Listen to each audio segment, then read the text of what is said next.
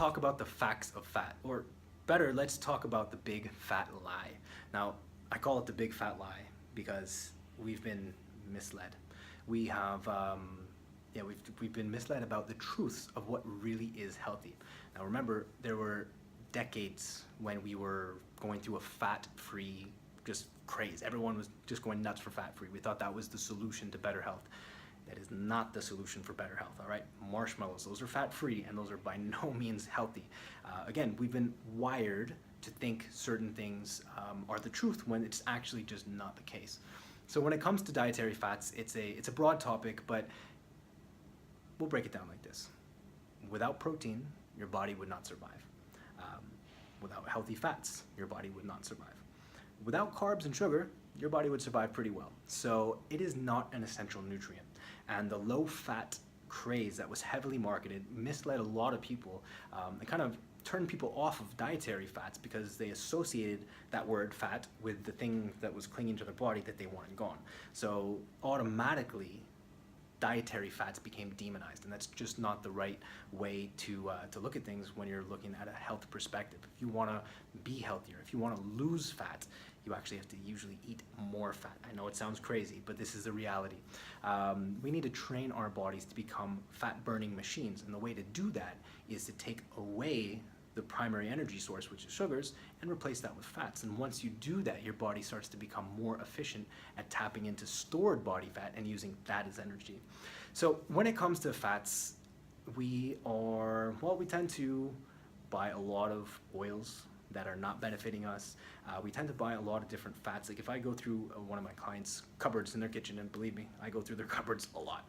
I have to know what I'm dealing with at the home, right? So when I go through a cupboard, I see like, whoa, there's this oil rack is like someone's, like a wine collector's cave. You know, there's this, what is all this oil doing here? And then I asked them, what is all this oil doing here? And they said, well, that one's for this and that one's for that. I said, hold up, okay, we gotta simplify here. What you cook with needs to be one or two oils. So it's either coconut oil or clarified butter. You can cook with olive oil on a very, very low heat, but it's got to be very low heat. And I know a lot of people are in a rush, and that's just not convenient. But if you are a passionate cook and you know how to slow cook, then olive oil is absolutely fine. Just look at the longest living cultures in the world. Of course, Sardinia in Italy cook with olive oil all day. In Cyprus, and the areas around Greece that they live to over 100 years old, they cook with olive oil all day, but they do it on a very, very low heat. So if that sounds like your style, low heat cooking, go for it. But olive oil is a super oil. It's just best done cold. When you cook, coconut oil is my go-to. It's my preferred source of oil. If you are not vegan or vegetarian and butter is okay for you, butter is absolutely fine to cook with as well. I know that sounds crazy, right? Butter was like the most demonized food ever for decades during that low-fat craze. But it's in fact not the unhealthy food that we were all led to believe. Of course, your food depends on its source. So is butter healthy? That's impossible to answer because I don't know your cow. If your cow was stuck in a box and never got to see sunlight and was pumped full of antibiotics and hormones, then no, that butter is not healthy. But if your butter came from a cow roaming through the hills of Switzerland, eating sprouts and and grass, of course, as nature intended, then no problem. That is a health product, but you really need to understand the source. So if you do cook with butter, make sure it's grass-fed. It's really, really important. And you can take it one step farther, and you can cook with ghee, which is this clarified butter. So going deeper into fats and which fats are healthy, I would have to say some of the kings of fats, of course, coconut oil, because the special MCT oils, or the medium chain triglycerides, which makes up about 60% of coconut oil. And medium chain triglycerides, by the way, are one of the reasons why coconut oil is so special. So coconut oil is special for a lot of reasons. It has different acids in it, different chains of acids, fatty acids that are beneficial in a variety of ways. So it's very, very powerful antifungal, antibacterial, it boosts the immune system through a variety of different pathways. But the MCT, which is the largest component of this type of saturated fat, is a fat that is very, very easily recognized as an energy source, which is really beneficial to us because it teaches our body to become more efficient at using fat as energy, which we all want because we want some of the fat clinging to our body to go.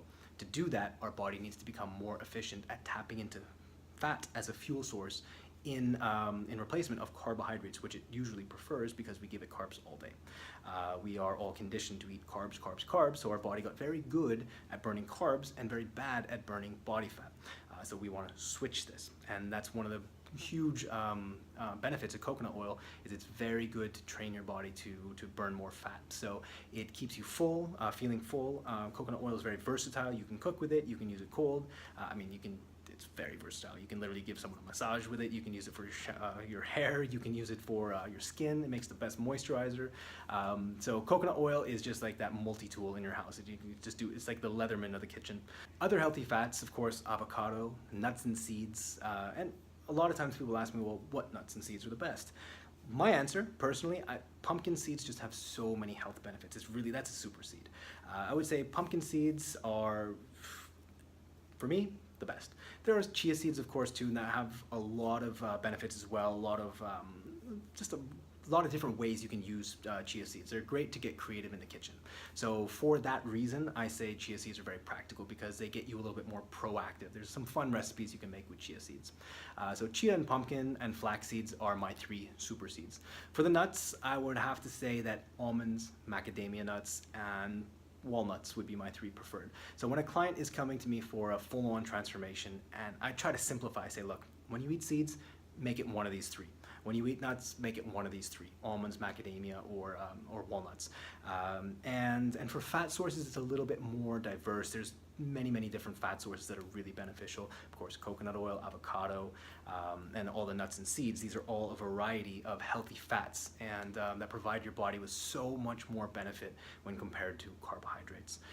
So the big fat lie is just the bottom line is that we've been misled. We've been told that fats are not beneficial for us or they're bad for our heart, and the reality is it's just not like that at all. So just choose your fats wisely. Don't cook with vegetable oils. If you're using canola oil or sunflower oil, just throw that out. It's not going to benefit you. That's just way too high in omega-6 and 9, and that promotes inflammation in your body, which stresses you out. And so when it comes to cooking for fat, just restrict it to coconut oil, butter, or clarified butter, ghee. And when it comes to your nuts and seeds, keep it simple. We're a society that's obsessed with variety. When it comes to food, you need to be balanced. You need to have a little bit of this, a little bit of that. You need to get your phytonutrients from your vegetables. You need to get your healthy fats. But you don't need such a variety. Find the seeds that you really like and stick with it. You don't need to worry so much about if you have the same nuts and seeds every day. Don't worry. That's not a problem. That's not the area of your diet you need to be focusing on. Don't worry so much about repetition. Repetition is good. It keeps you consistent. Again, culturally, look at the longest living cultures in the world. Look at these blue zones, the places where the highest density of population lived over 100 years old. And you'll see that their food variety is very limited. It's very small because they're seasonal, they're more farmers. And so they don't import food. They use what they grow, or they use what they have access to in a very small radius around them. And this is really the key to longevity, to better health, is don't be so obsessed with right now with getting just a million different things. Don't get the oversized grapefruit coming from China that you're eating in winter in Canada. It's the wrong fruit for you. So keep it local, keep it fresh, and don't worry so much about variety.